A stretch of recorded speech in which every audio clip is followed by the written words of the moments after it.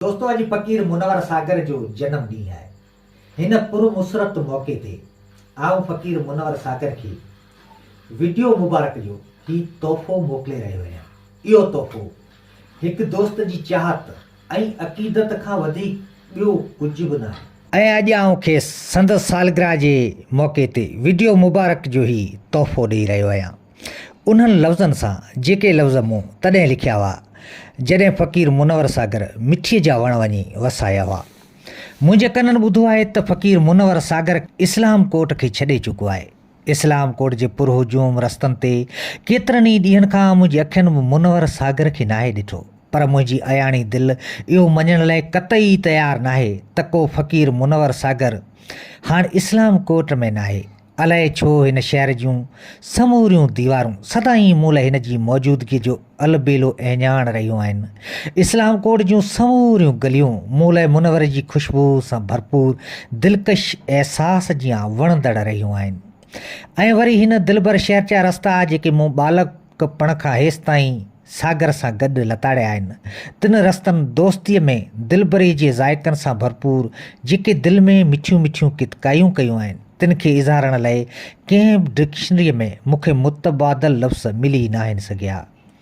बेतकल्फ़ दोस्त जहिड़े हिन दादिले शहर जूं होॾी हवाऊं हर हर मूं अॻियां मुंहिंजे उन्हनि अनमोल अयामनि जे सारूणियुनि जा सिफ़ा खोलींदियूं रहियूं आहिनि, जेके राति जे सितारनि खे उचिरज मां ॾिसी सिगरेट जे छिकियल आख़िरी सूटे जियां वियल वक़्त जी फिज़ाउनि में तहलील थी वियूं आहिनि।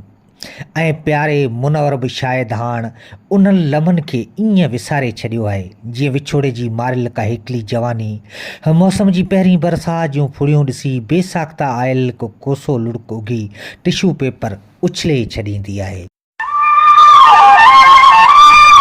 सावन निमनि जी थधी छांव में अॼु खां 20-25 साल अॻु मुनवर सागर मुंहिंजे भरिसां वेठो हो। इहो पहिरियों भेरो हो जो असीं हिक ॿिए सां मुख़ातिब थिया हुआसीं। ताज़ो ख़तमु थियल क्रिकेट मैच मुतलिक़ असां केतिरनि ई ॻाढ़ियुनि ॻाल्हियुनि जा ॿेर छाणिया हुआ।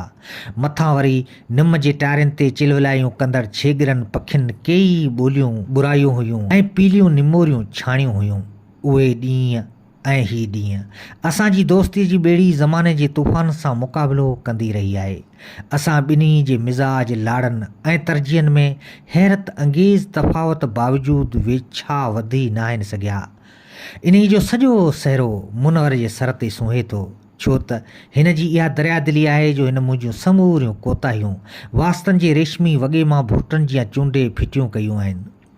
मूंखे हिन जा अक्सर दोस्त न आहिनि वणंदा, शायदि हिन खे मुंहिंजे किन दोस्तनि सां एलर्जी हूंदी, पर हिन कॾहिं बि अहिड़ो अहसासु नाहे ॾियारियो।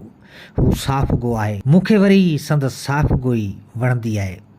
तॾहिं त सियासी ऐं शख़्सी तज़ाद बावजूदु असांजी दिलरुबा दोस्ती एतिरो डिघो अरसो हली आहे।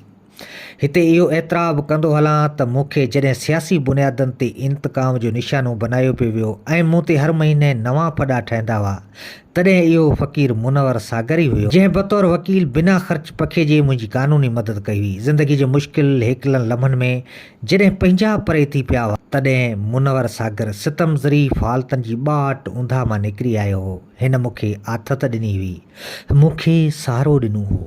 हर इंसान जी ज़िंदगी में के किरदार अहिड़ा बि हूंदा आहिनि जेके उन ज़िंदगी जो अनमोल सरमायो हूंदा आहिनि।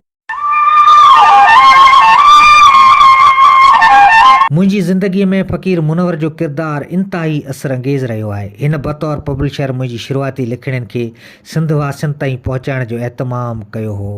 हिन ई ज़ाती कचरियुनि खां ख़तनि ऐं नियापनि ताईं मूंखे घणो ऐं वरी वरी लिखण ते आमाद कयो।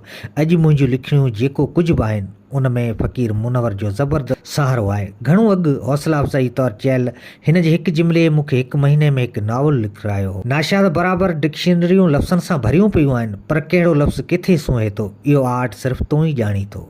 हाणे फ़क़ीर मुनवर वञी मिठीअ खे वसायो आहे, पर हिन जे केतिरनि ई मिठनि खे इस्लाम कोट जे रस्तनि ते हिन जी कमी महसूसु थींदी हूंदी।